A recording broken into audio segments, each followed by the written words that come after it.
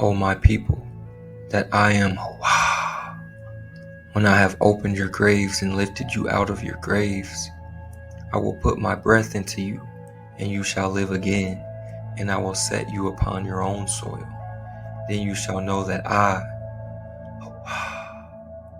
have spoken and have acted, declares the most highest of hosts. And the word of the Most High came to me, and you, O mortal, take a stick and write on it, of Judah and the Israelites associated with him, and take another stick and write on it, O Joseph, the stick of Ephraim, and all the house of Israel associated with them. Bring them close to each other, so that they become one stick, joined together in your hand. And when any of your people ask you, won't you tell us what these actions of yours mean? Answer them, thus saith the sovereign power, the most highest of hosts, I am going to take the stick of Joseph, which is in the hand of Ephraim, and of the tribes of Israel associated with him, and I will place the stick of Judah upon it, and make them into one stick. They shall be joined in my hand.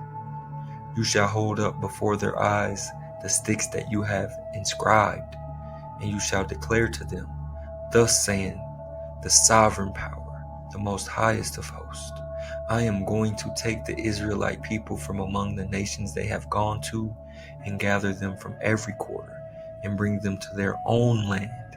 I will make them a single nation in the land, on the hills of Israel, and one king shall be king of them all. Never again shall they be two nations, and never again shall they be divided into two kingdoms. Nor shall they ever again defile themselves by their fetishes and their abhorrent things, and by their other transgressions. I will save them in all their settlements where they sinned, and I will purify them. Then they shall be my people, and I will be their power. My servant David shall be king over them. There shall be one shepherd for them all. They shall follow my rules and faithfully obey my laws. Thus they shall remain in the land that I gave to my servant Jacob, and in which your ancestors dwelt. They and their children and their children's children shall dwell there forever, with my servant David as their prince for all time. I will make a covenant of friendship with them. It shall be an everlasting covenant with them. I will establish them and multiply them, and I will place my sanctuary among them forever. My presence shall rest over them. I will be their power, and they shall be my people. And when my sanctuary abides among them forever, the nations shall know that I do sanctify Israel. Let's get it, man. We're talking fair use, Section 107 of the Copyright Act. We're just talking teaching, scholarship, and research. Just a little research here. Are you the dracons, the dragons found here in the Americas? Let me know what you think. Leave a note in the comments. Episode number 40.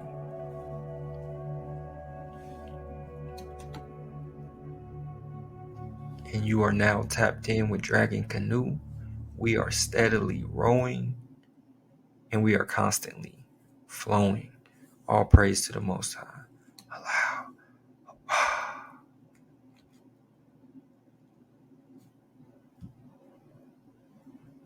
We're talking Kahan, to mediate, to officiate as a priest, to put on regalia,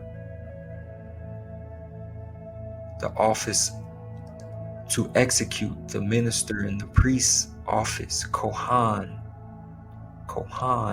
an acting priest, chief, ruler, own priest, prince, for David shall be prince, king of them all, principal officer, Kohan. We're back into it. Just a little bit of Genghis Khan versus Prester John. Marco Polo famously traveled to Asia While incarcerated, he dedicated his story to a Romance writer named Rustichello of Pisa, who penned the text that became the basis for Marco's fame. This book, full of excursions into the legendary, is a confused mixture of legitimate observation, and entertaining invention, they say. In this excerpt, Marco describes Genghis Khan killing Prester John.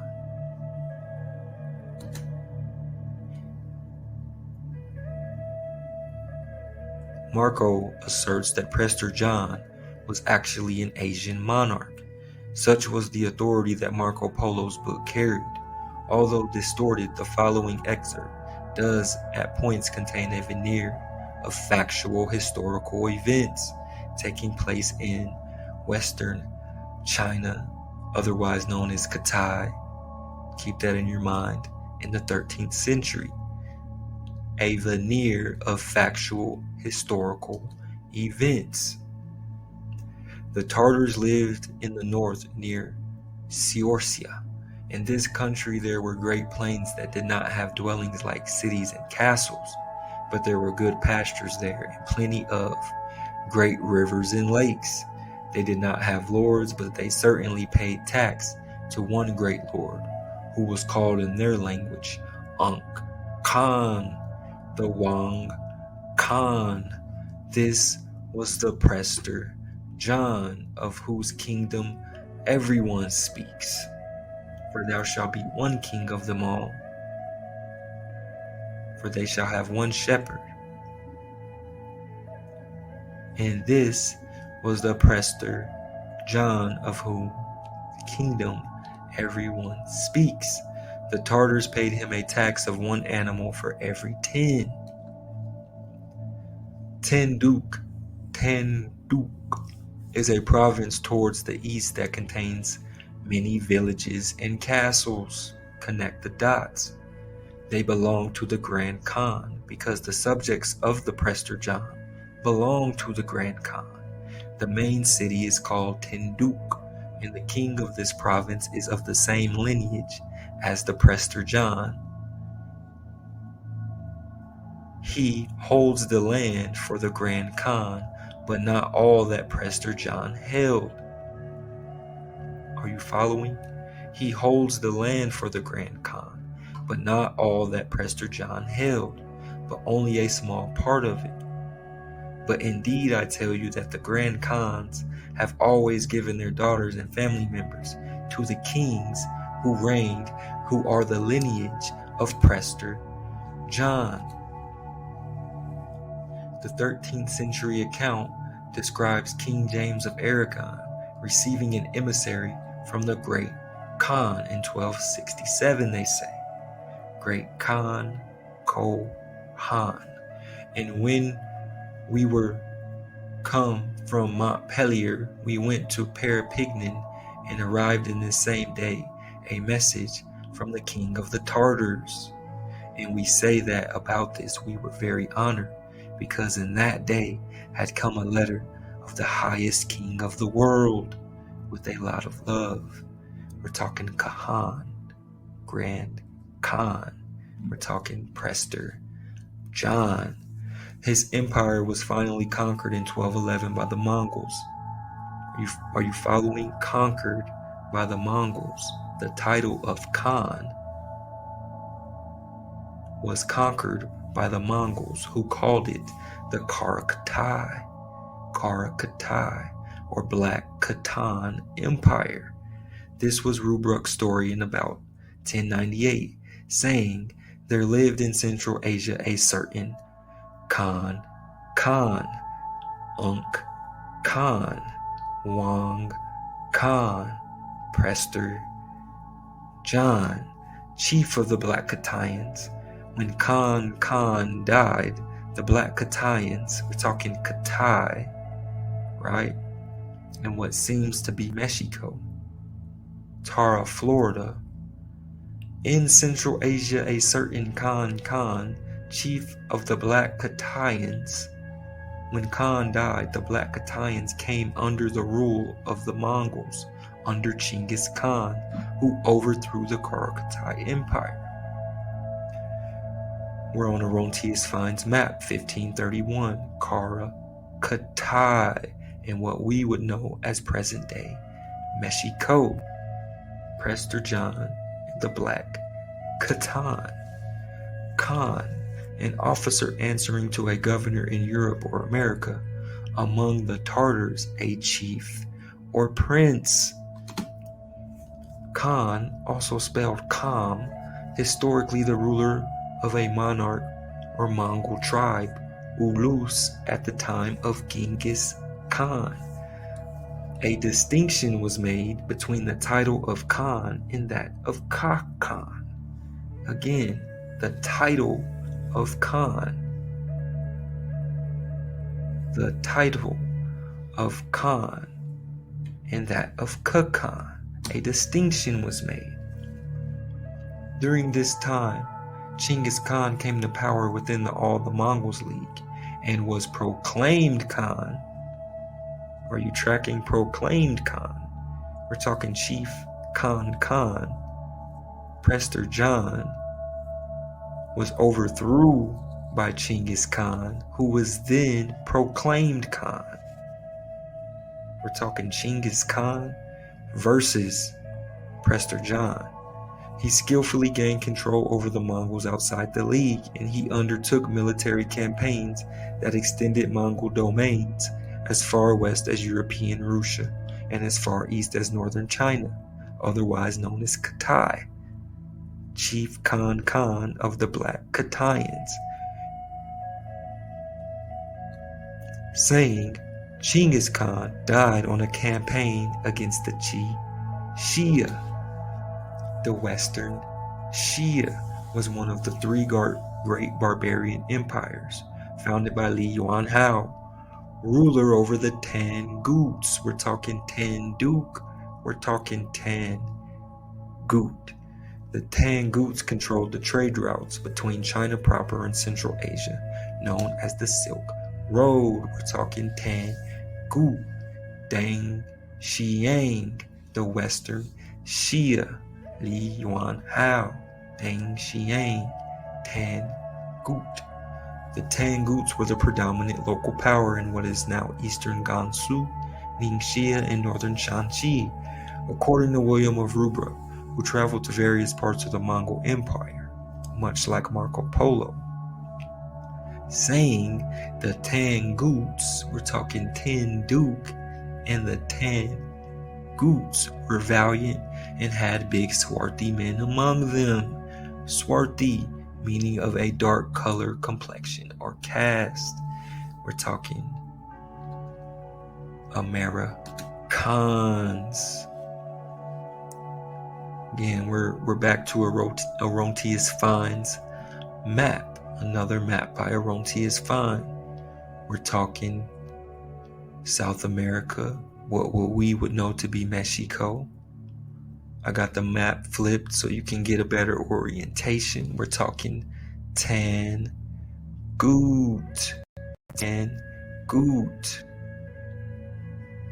Katai, chief of the Black Katayans, the Black Khatan, and Prester John. Again, we're talking Katai, Manji, Tangut, and what we would know to be North America, Mexico, the Gulf of Mexico, Florida. We're talking Tangut, Tenduc. There were lots of villages and castles. Are you tracking? By looking at Liu Gang's map closely, we can concentrate on various points around the world. One such area is the northeastern seaboard of North America, which the 1418 map shows in great detail, with mountains and river systems delineated. Note that there are more than 1,000 tribes and kings here. Most of the people here have learned equitation and toxophilia and anthropophagy. The land of this area is rich in gold and silver, and the people here use gold as currency. The map shows two river systems on the Atlantic coast of North America. The northern one, most opposite Greenland, is clearly the St. Lawrence River.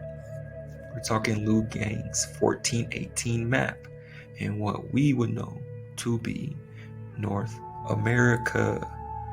He's talking St. Lawrence River, Roanoke River, Liu Gang's map, 1418.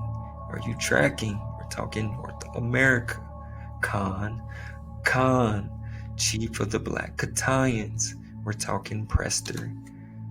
John, although there is a wealth of evidence to suggest that the Chinese had navigated far up the waters of the Mississippi, this great river for some reason does not seem to appear.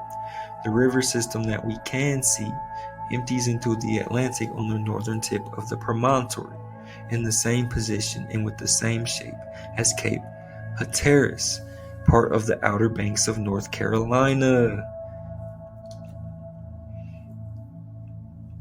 Leading inland from the Albemarle Sound behind the Outer Banks is the Roanoke River. The 1418 map shows this river branching into three arms. The northwest arm is in the same position as the New River, which becomes the Scioto River. We're talking Tecumseh, and the Shawnee and the Scioto River, located in what is now Ohio. The southwest arm is initially the New River, and then the Tennessee, and the southeast arm is the Cape Fear River. This is corroborated by the mountains shown on the 1418 map. Counterclockwise to the north are the Blue Ridge Mountains, then the Cumberland Plateau to the west. The only mistake the cartographer has made is to show the branches of the river joining near what is now Roanoke, Virginia, when in fact they all rise in the Appalachians to the west of Roanoke. Xinghai had been wrecked in about 1432 on the coast between modern Southport, North Carolina, and Norfolk, Virginia. Confronted with the marshy, inhospitable coast, they marched inland up the Cape Fear and Roanoke rivers and settled in the western foothills of the Appalachian Mountains between Salem and Asheville, North Carolina, they say. We're talking Albemarle Sound. They marched up the Roanoke River. We're talking North Carolina, Virginia to the north. They crash landed, they say. What did they find here? Who are these people? Some of them also settled en route in West Virginia, where they left a proliferation of stone buildings. Remember, lots of villages and castles. We're talking Tenduc and the Tanguts.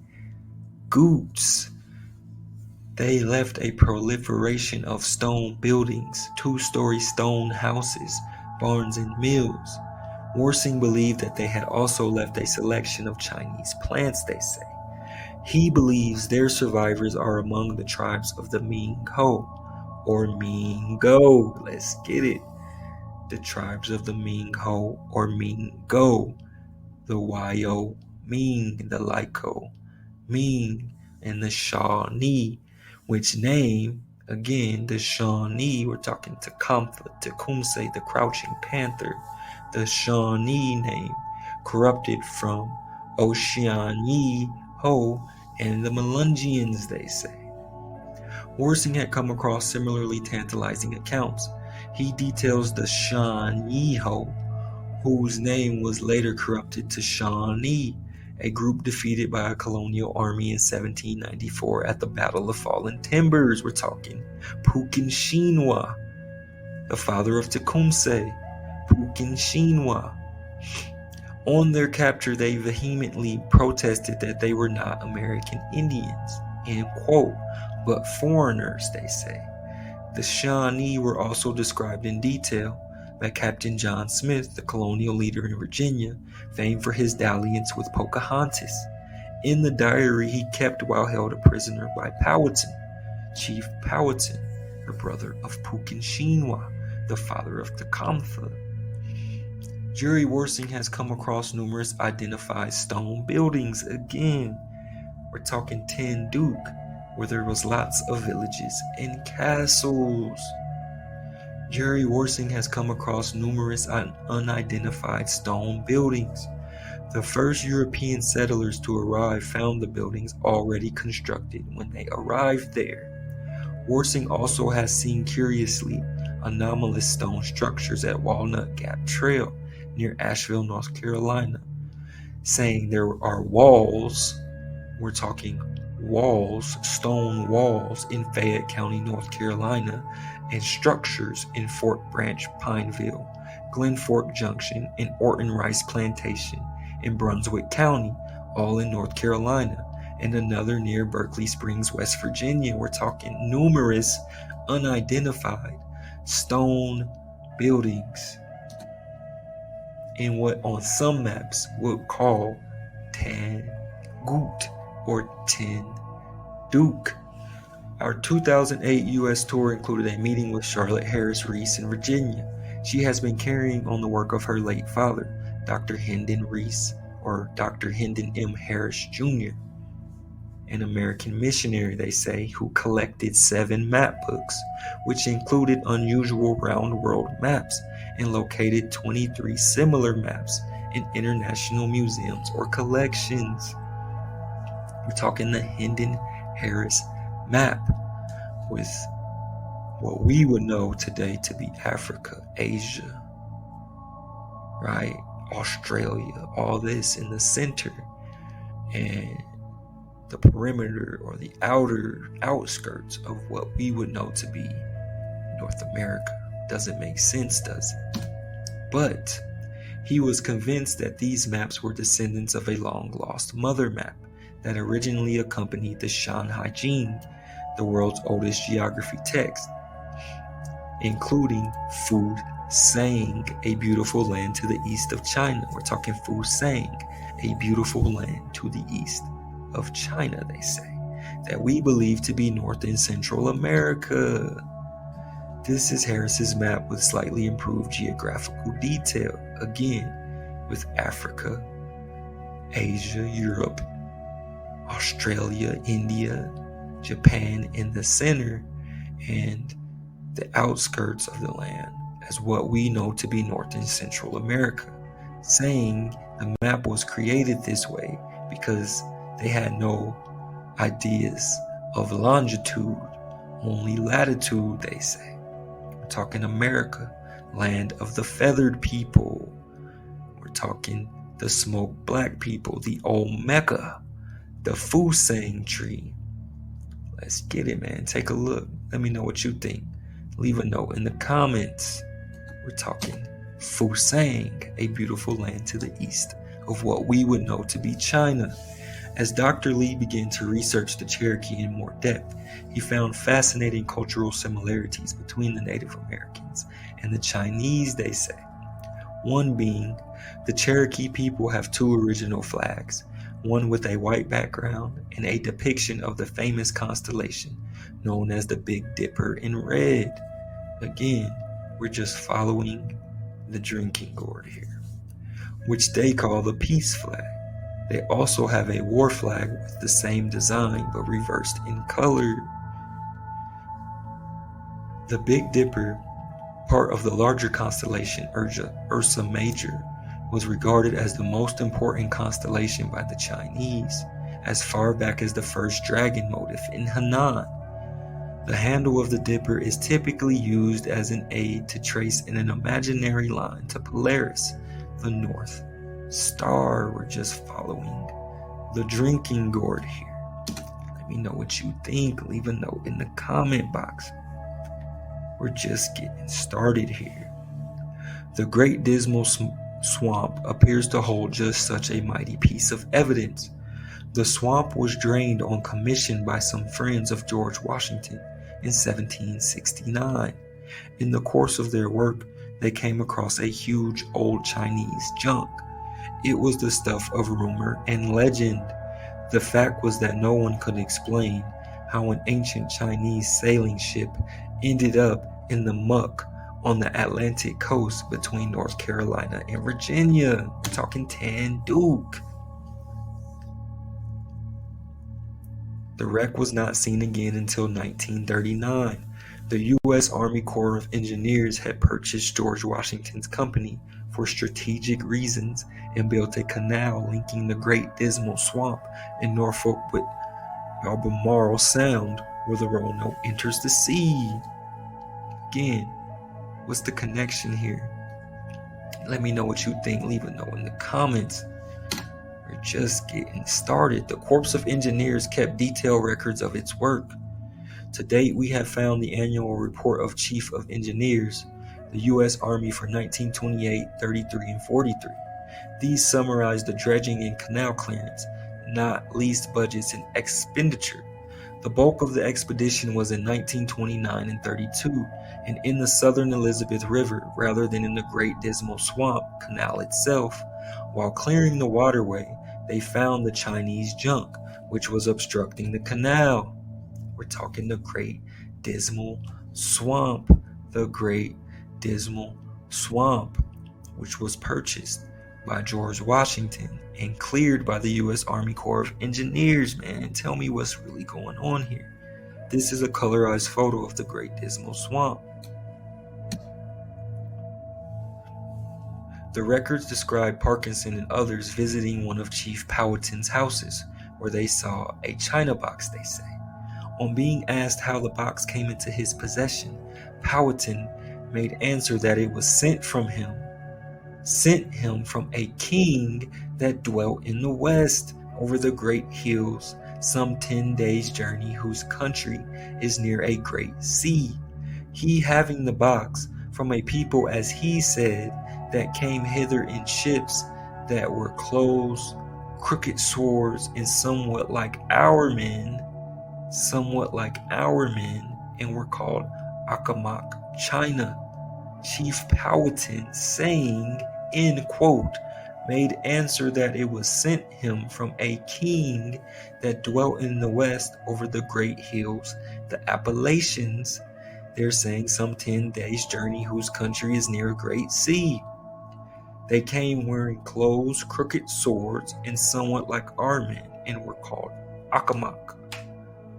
Powhatan's brother then offered to take Parkinson's group from their current location, Henrico, near the modern city of Richmond, Virginia, to visit the so-called Chinese king in America.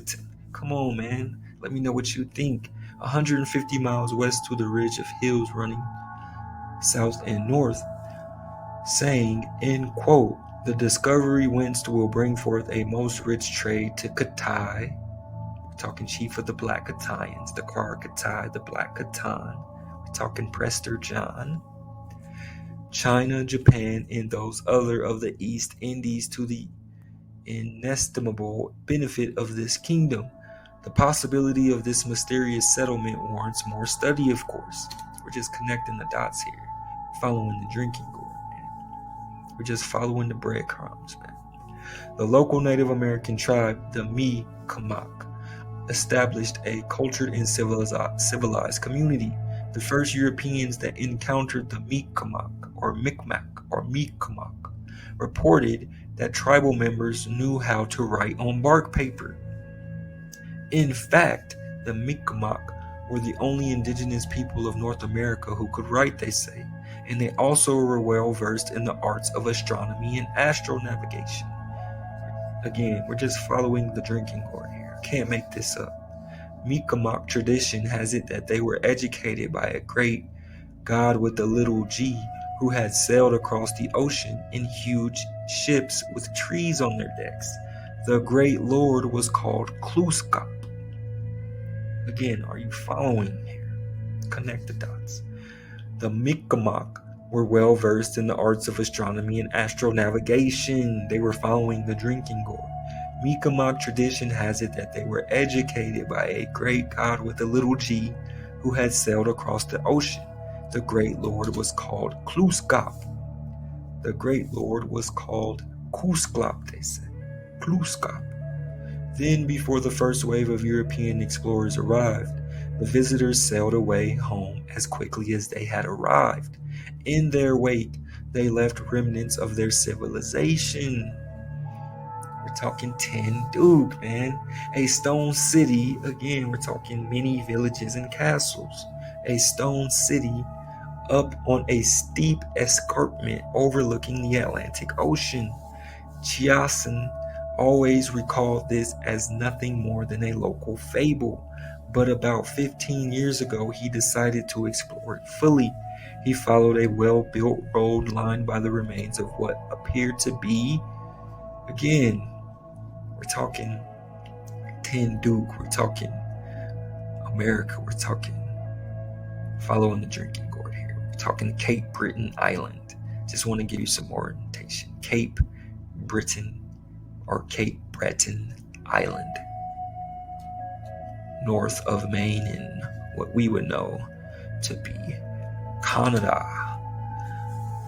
He followed a well-built road lined by the remains of what appeared to be stone walls, man, we can't make this up, that twisted up onto the side of a mountain from the desolate shore.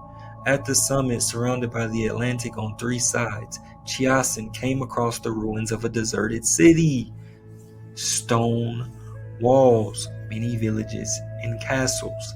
Tenduc and the Tanguts, where there was many swarthy men among them. In 2004, he had collated sufficient information to give him the confidence to publish his research and announce it. One of the first indicators of the site being Chinese, they say, were the ruins of a 2-mile-long wall that surrounds the city. We're talking many villages and castles here. A 2-mile-long wall that surrounds the city. It originally had a stone base and was about 15 feet wide and the same height. 2/3 of the corresponding dimensions of the Great Wall of China, and we can't make this up, and the same size as the Great Wall of Vietnam, which was built by Zhang He. Many villages and castles, again. Tenduc, man, we're following the drinking gourd. The Great Wall of Cape Breton Island, the same size as the Great Wall of Vietnam. One of Chiasen's first lines of inquiry was whether the city was documented in European records. Niccolo Zeno tells a story of a group of fishermen who sailed to Labrador, then south along the eastern coast of Canada. On reaching Nova Scotia, he discovered a fair and populous city where the king sent for interpreters to translate books in his library. Again, we're talking where the king sent for interpreters. A fair and populous city, man. We're talking Cape Breton Island and these mysterious walls. Zeno says that the people of that city in the past had commerce with our people, that is, with Venice. Later, Miguel and Gaspar Corte Real brought back slaves from Nova Scotia to Portugal. Come on, man. Can't make this up. We are told that one of the slaves wore Venetian silver earrings and another possessed a gilt sword. John Cabot reported to his return that he had found the land of the great Khan. Come on, man. Episode number 40. Let's get it. He had found the land of the great Khan. The Black Khatan and Prester. John. Can't make this up. In a beautiful bay, many people and goods of much value, they say. He sailed down from Quebec to the St. Lawrence and across the Gulf of St. Lawrence to the Cape Breton Island, which he described as a, in quote, large island once populated by people. Alphonse further describes it as Tartary, man. Come on, man.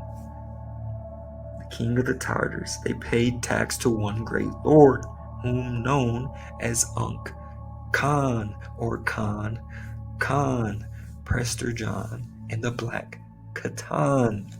Accounts by Venetian, Spanish, Genoese, French, Portuguese, and English explorers describe Cape Breton Island, Nova Scotia, as having a fair and populous city, which they say they never saw. We're talking Cape Breton Islands, right? Saying, in quote, that they found a fair and populous city and humongous stone walls. Accounts from 1558 and onward make no further mention of the settlement. So it appears that sometime between 1536 and 1558, the settlement ceased to exist. Mikmak or Mikmak. Legends say Kluskap prophesied the coming of the Europeans and sailed away with his family to his home on the other side of the North Pole. Man, I can't make this up. It almost sounds like Quetzalcoatl. Kluskap prophesied the coming of the Europeans and sailed away with his family to his home on the other side of the North Pole. Today the bay is deserted, the city abandoned. Let me know what you think. Leave a note in the comments. The site did not appear to be of European origin. The layout seemed to be entirely different to contemporary European cities. There was a significant lack of streets, village green, guild halls, or churches. Also, most early European settlements in North America were built on the coast or beside rivers, never on mountain plateaus. You don't build a village on a mountain plateau. You build a kingdom, a castle on a mountain plateau.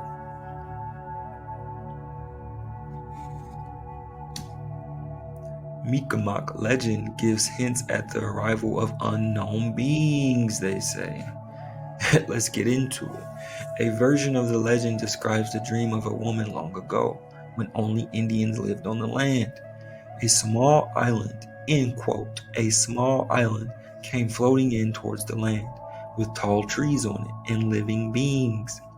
The next day an event occurred that explained all. Getting up in the morning, what should they see but a singular little island, as they supposed, which had drifted near to the land and became stationary there. Getting up in the morning, what should they see but a singular little island, as they supposed, which had drifted near to the land and had become stationary. There were trees on it and branches to the trees, on which a number of bears were crawling about. What was their surprise to find these supposed bears were men. Come on, man, can't make this up. End quote from Josiah Jeremy to Silas Rand in Legends of the Mikmak. So, you tell me what's going on here, man. We're just connecting the dots, following the drinking gourd. To me, this describes men manning the rigging and sails of a huge junk, hove to offshore. The Museum of Natural History in Halifax exhibits Mikmak rock carvings, in particular, one of a large ship with junk rigging and a high square bow. In short, a junk. Mikmak rock art also depicts men wearing long robes, not a European mariner's dress, but clothes that the Chinese admirals wore, they say. Tell me what's going on here. Leave a note in the comments. So we can assume foreign visitors had taught them. These foreign visitors were led by a venerable chief named Kluskap. They're saying that only Native American people on the continent to be able to read and write were the Mikmak. And we can only assume that foreign visitors had taught them, is what they say. These foreign visitors were led by a venerable chief named Kluskap, who prophesied the coming of Europeans, they say, and then dipped with his family back across the North Pole, who, according to the Mikmak, lived on the promontory that Paul Chiasson discovered.